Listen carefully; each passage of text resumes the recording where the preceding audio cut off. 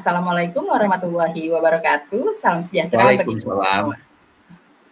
Komunikasi efektif sangat diperlukan bagi masyarakat dimanapun dalam melakukan aktivitas bisnis sehari-hari, termasuk masyarakat rumah sakit dan klinik. Sebar adalah bagian dari kerangka komunikasi efektif yang digunakan di rumah sakit yang terdiri dari situation, background assessment, dan recommendation.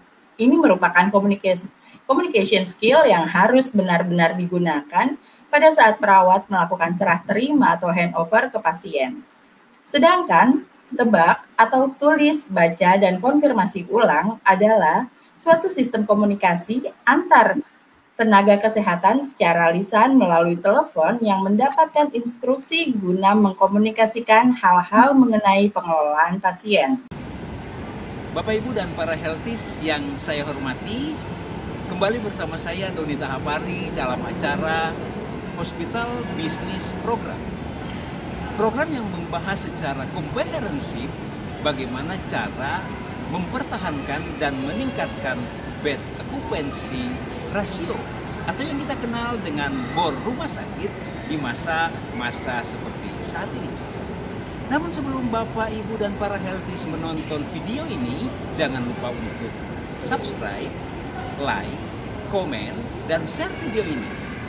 Juga jangan lupa untuk membunyikan lonceng agar Bapak Ibu mendapatkan notifikasi dari video-video saya selanjutnya.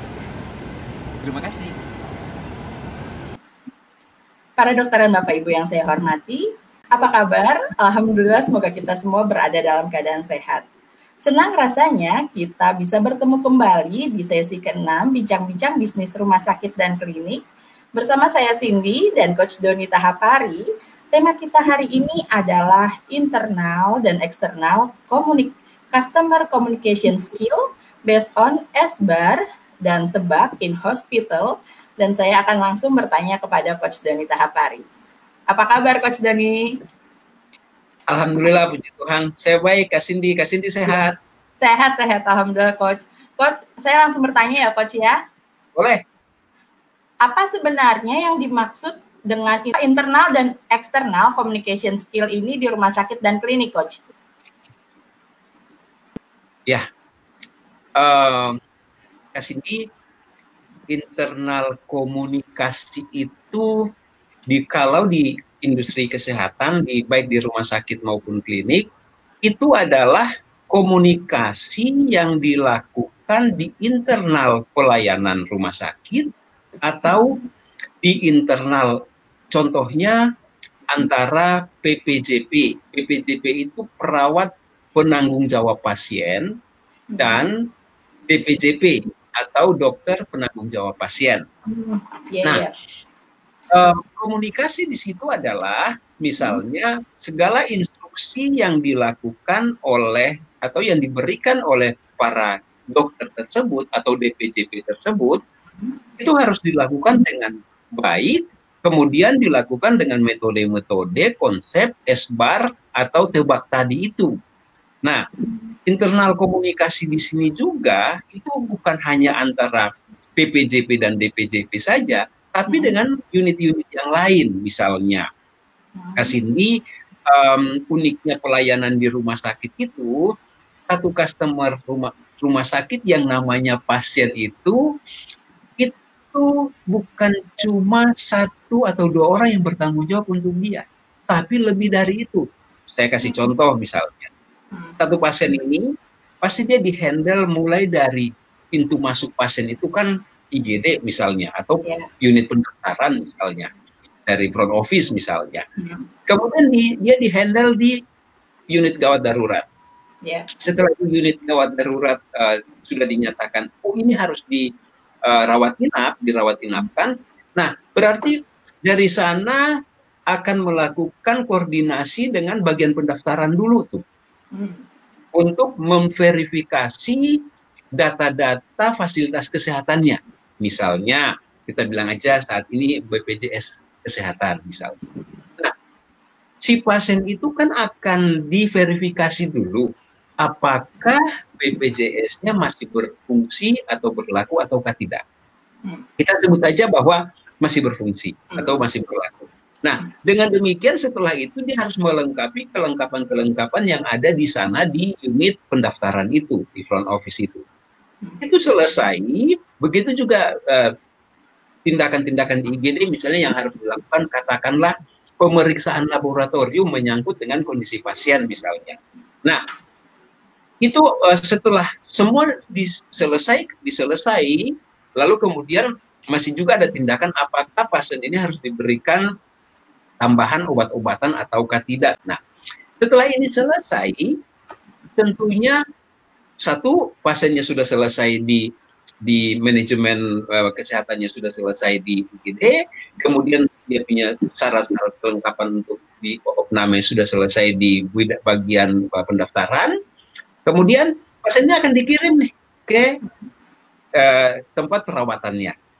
Nah, untuk mengkomunikasikan ini kan juga pasti si teman-teman di IGD kan sudah menghubungi kan teman-teman di ruang perawatan bahwa ada pasien namanya Bapak A, katakanlah seperti itu, dengan diagnosa ini, dengan klinisnya seperti ini, akan kita kirim ke ruangan yang Bapak Ibu di sana, seperti itu. Itu komunikasi internal. Nah, ada juga komunikasi internal bila pasien ini harus dirawat oleh dokter spesialis. Nah, dari IGD itu sendiri juga kan akan menelpon tuh, menyampaikan ke dokter spesialis yang menurut dia, katakanlah kalau satu rumah sakit mempunyai satu spesialis penyakit dalam, misalnya ya berarti kan hanya dia. Tapi kalau dengan yang lain, kita lihat jadwalnya kan, hari ini ada bagian atau yang jadwal untuk hari ini itu siapa dokter penyakit dalam siapa.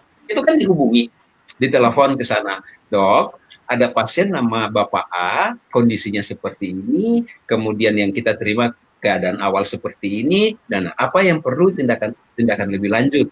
Nah, dari sana kan akan ada instruksi dari dokter tersebut ke dokter yang ada di IGD. Biasanya dokter yang di IGD yang akan menghubungi beliau. Nah, inilah internal komunikasi itu. Nah, begitu sudah selesai, pasien ini kan dikirim ke ruang perawatan. Misalnya, saya suka bilang ruang mawar, misalnya. Di ruang mawar itu kan terjadi operan tuh. Timbang terima kan? Iya. Dari petugas IGD ke ruang mawar tersebut. Nah, di sana tuh akan ditimbang terima tuh. Itu juga disampaikan, dikomunikasikan itu. Bukan cuma sampai lalu berkasnya dikasih di pasienmu. Itu nggak begitu juga, Kak Cindy. Jadi ada prosedurnya di sana. Prosedur di sana yang namanya internal komunikasi itu, bahwa pasien ini adalah Bapak A, usia sekian, diagnosanya ini, keadaan klinis awal yang kita sudah lakukan di IGD adalah ini, dan ini. Dan dokter yang sudah oke untuk menindaklanjuti pasien ini adalah dokter B, katakanlah seperti itu. Itu internal komunikasi itu, Kak Cindy.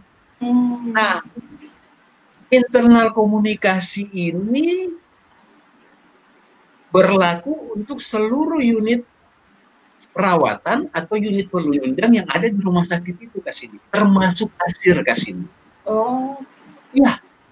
Nah, pastikan setelah pemeriksaan dan lain sebagainya, dia akan hubungi itu ke kasir tuh. Kalau sekarang sudah ada SIM-RS, itu sistem informasi manajemen rumah sakit misalnya. Itu semua sudah terkonek tuh.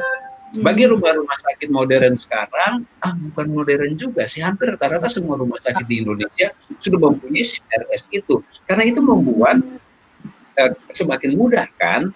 Dengan demikian, mereka akan info aja, oh Bapak nanti selesaikan dulu, atau keluarganya selesaikan dulu di kasir, selanjutnya ada tindakan selanjutnya. Katakanlah seperti itu. Itulah internal komunikasi. Sekarang kita masuk dengan eksternal komunikasi.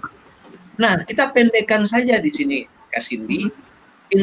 Eksternal komunikasi itu adalah komunikasi di antara petugas di IGD tadi, atau petugas yang ada di pendaftaran tadi, kemudian kita cerita laboratorium ya.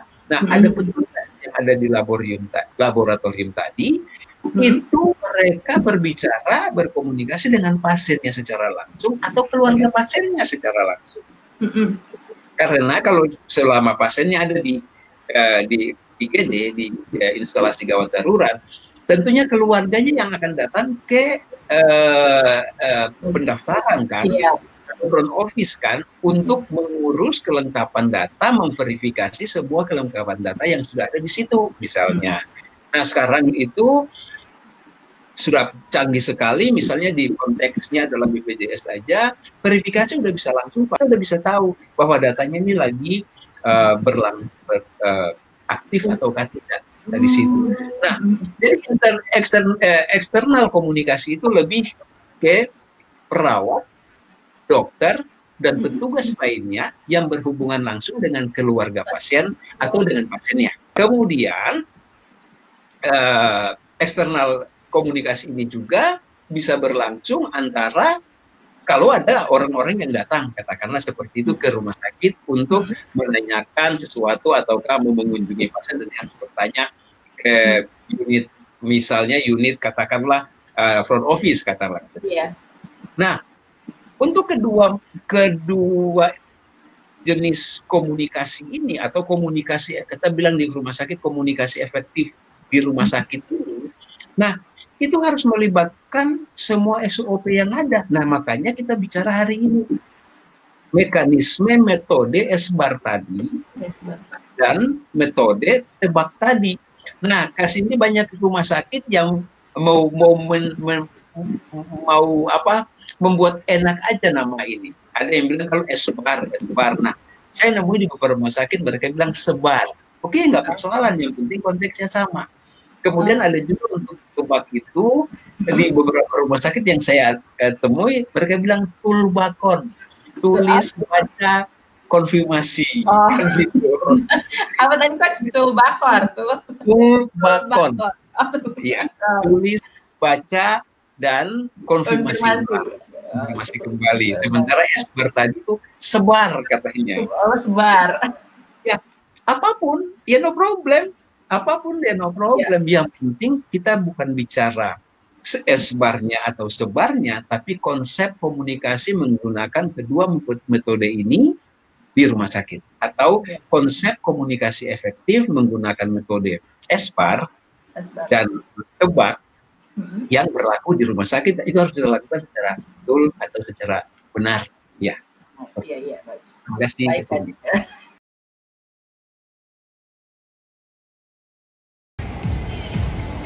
Demikian Bapak Ibu dan para healthies sekalian, terima kasih sudah menonton video ini.